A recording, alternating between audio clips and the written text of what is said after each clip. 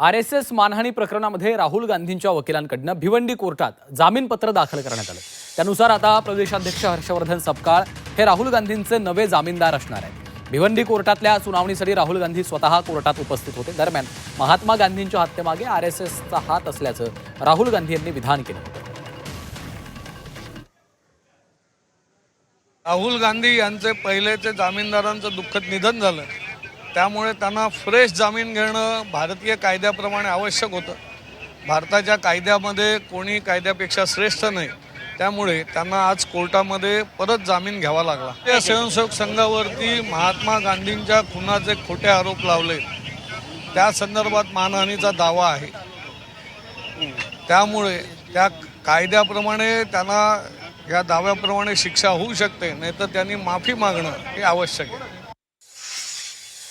आज त्यांच्या जामिनासाठी महाराष्ट्र प्रदेश काँग्रेस कमिटीचे जे प्रेसिडेंट आहेत हर्षवर्धन सपकाळजी, आज आम्ही त्यांचे बेलचे पेपर माननीय भिवंडी न्यायालयासमोर प्रस्तुत केलं आणि कोर्टाने ते ॲक्सेप्ट केलेलं आहे।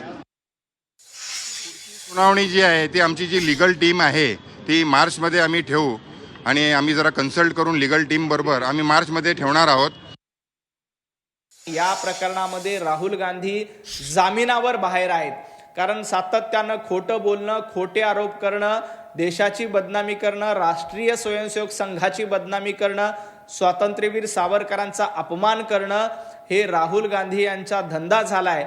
आणि अशा पद्धतीचा अवमान केल्याप्रकरणी राहुल गांधी यांना जामिनावर सोडावं लागलं। आता मला वाटतं हर्षवर्धन सपकाळ यांनी त्यांचा जामीन घेतलाय। राहुल गांधी बेलवर बाहेर आहेत, सोनिया गांधी देखील नॅशनल हेराल्ड केस प्रकरणामध्ये बेलवर बाहेर आहेत। हे दोघंही बेलवर बाहेर आहेत। खरं तर यांची जागा जेलमध्ये आहे, पण कोर्टाच्या मेहरबानीमुळं हे बेलवर बाहेर आहेत।